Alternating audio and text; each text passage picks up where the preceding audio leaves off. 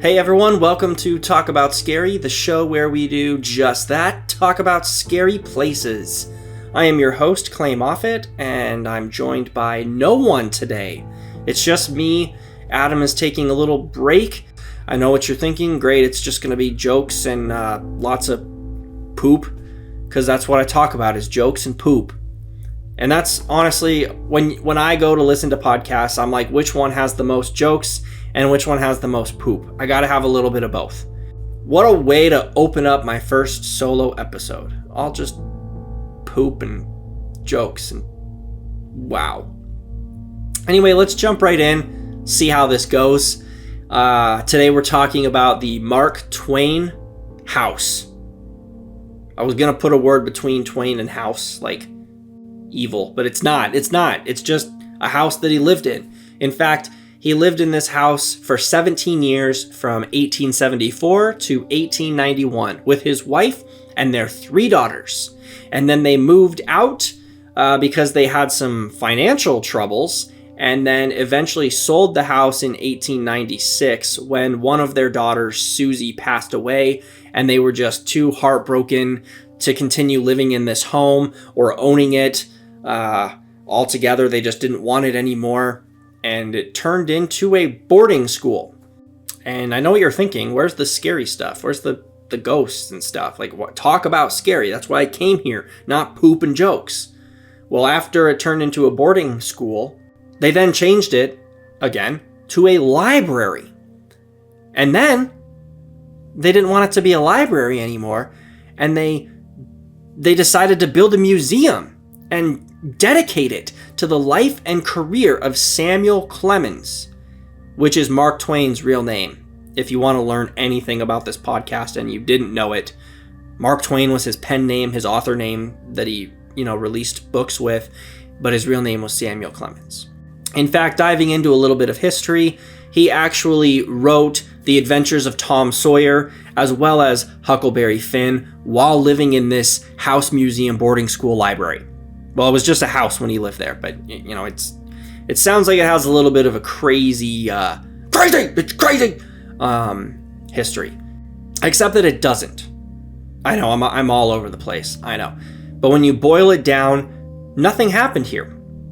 His daughter passed away, but not there. It sounds like his daughter passed away when they left the house and lived in Europe temporarily. But people claim, this is employees and visitors to the museum, people claim that they have seen a young woman dressed all in white roaming the halls. Woo!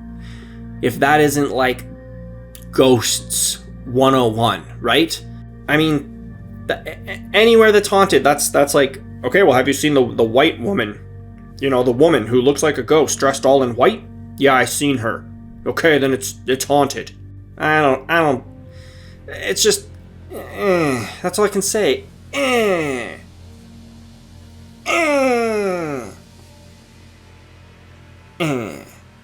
Well, people also claim to see her face, as well as other people's faces, in certain windows throughout the museum, or house. I'm just going to define it as a museum for the rest of this episode. People have seen faces in the windows of this museum. What's really going on here? Well, the room that is said to have the most activity is the billiard room. Why? I don't know. Maybe that's where Samuel Clemens wrote some of his books, because apparently he frequented this room and liked to smoke cigars while in there. So people, when they're touring, and employees, when they're cleaning this room, whatever, it happens quite frequently, they will smell cigars. Yeah. And it spooks them. No, I don't know. It probably doesn't really spook them. I don't know what it is about smells. Certain people, when they smelled a certain way because they either smoked or, didn't bathe or whatever. But it seems like smoking and smells on people's body seems to seep through the afterlife into our world, because we've talked about this on a few other episodes, and it's usually cigarettes or cigars. I'm somewhat under the impression that if someone smoked enough, it's just like in the walls. You're just never going to clean it. And if it gets like too hot or cold, or a draft happens, it moves the air around, and just, you know, particles of cigarettes, they get all up in everybody's noses, and they smell the lovely, you know, spooky cigarette smell, and it's ghostly. They're like, ooh, it's a ghost of Mark Twain. No, I don't buy that.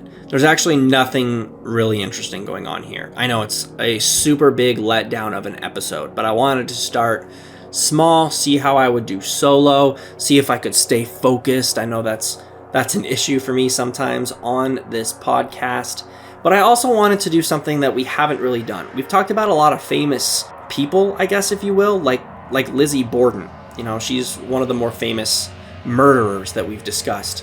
Everyone heard her story. Everyone knows what she did. Everyone's heard her name. But what about someone who's an author? Someone who's famous for a good reason? Someone who wrote books? Someone like Mark Twain or Samuel Clemens, depending on how close the two of you were, if you're still alive. You're dead, though. If you knew him, then you're dead. There's no way you're still alive. But maybe your grandpappy knew him, and good old Sam, you know, was how he references him in stories. I don't know. I don't know you. I don't know your family. And I know, the only thing I do know is that I don't believe that the Mark Twain house, you know, museum, library, boarding school is haunted. Unless someone was killing the children in that boarding school and they quickly turned it into a library to cover it up. Because that's what I would do. I would cover up all my crimes by building a library. That sounds like a great idea. That's all I got. I hope you guys enjoyed this episode. As always, keep it real, and we'll see you guys next time on Talk About Scary. Peace out.